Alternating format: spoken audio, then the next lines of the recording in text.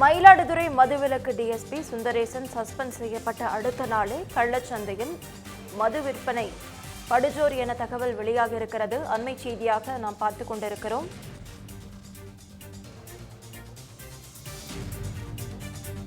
இது குறித்த முழு விவரங்களை வழங்க செய்தியாளர் விக்னேஷ் நம்மோடு இணைப்பில் காத்திருக்கிறார். விக்னேஷ், வணக்கம். முழு விவரங்கள்.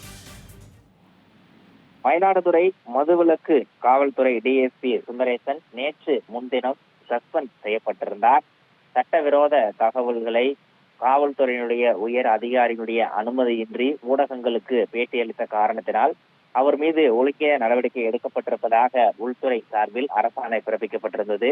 இந்த நிலையில் அவர் சஸ்பெண்ட் செய்யப்பட்டு ஓரிரு தினங்களுக்குள்ளாகவே மீண்டும் அதே பகுதியில் அவர் பணியாற்றி கொண்டிருந்த அதே மாவட்டத்தில் பல்வேறு இடங்களில் சட்டவிரோத மதுபானங்கள் மீண்டும் அந்த விற்பனை என்பது அதிகரிக்க தொடங்கி இருப்பதாக புகார் எழுந்திருக்கிறது. குறிப்பாக இந்த மயிலாடுதுறை டிஎஸ்பி சஸ்பெண்டுக்கு பல்வேறு அரசியல் கட்சி தலைவர்கள் தங்களுடைய கடுமையான கண்டனங்களை தெரிவித்திருந்தார்கள்.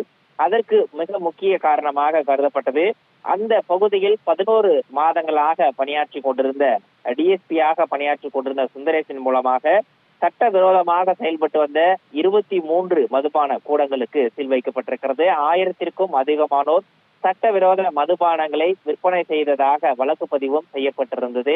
இந்த நிலையில் நேர்மையான அதிகாரி ஒருவர் தன்னுடைய நேர்மையான பணிக்காக சஸ்பெண்ட் செய்யப்பட்டிருப்பதாக காவல்துறை மீது பல்வேறு அரசியல் கட்சி தலைவர்கள் தங்களுடைய கடுமையான எதிர்ப்பையும் கண்டனத்தையும் பதிவு செய்திருந்தார்கள். இந்த நிலையில் அவர் சஸ்பெண்ட் செய்யப்பட்டு 2 நாட்கள் கூட ஆகாத நிலையில் சித்தர்காடு, காவிரி கரை உள்ளிட்ட பல்வேறு பகுதிகளில் மீண்டும் இந்த சட்டவிரோத மதுபான விற்பனை என்பது அதிகரிக்க தொடங்கி இருக்கிறது.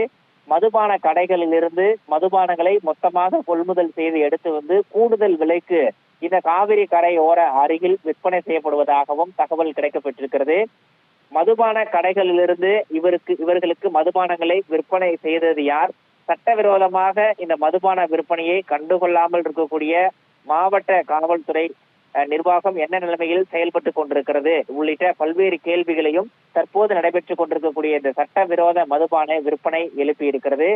சட்டவிரோதமாக நடைபெறக்கூடிய இந்த மதுபான விற்பனையில் கூடுதலாக பணம் வசூலிக்கப்படுவதாகவும் புகார் எழுந்திருக்கிறது. குறிப்பாக இது போன்ற சட்டவிரோத மதுபான விற்பனையை தடுப்பதற்காக பல்வேறு நடவடிக்கைகளை மேற்கொண்ட டிஎஸ்பி சுந்தரேசன் பணியிடை நீக்கம் செய்யப்பட்ட ஓரிரு தினங்களுக்குள்ளாகவே மீண்டும் மயிலாடுதுறை மாவட்டத்தில் பல்வேறு இடங்களில் சட்டவிரோதமாக நடைபெற்று வரக்கூடிய இந்த மதுபான விற்பனை என்பது பொதுமக்கள் மத்தியில் மிகப்பெரிய அதிருப்தியை ஏற்படுத்தி இருக்கிறது. உடனடியாக இது சட்டவிரோத மதுபான விற்பனையை தடுக்க வேண்டும் என்ற ஒரு கோரிக்கையும் அந்த பகுதி மக்கள் மத்தியில் பரவலாக எழுந்திருக்கிறது. முழு விவரங்களுக்கு நன்றி விக்னேஷ்.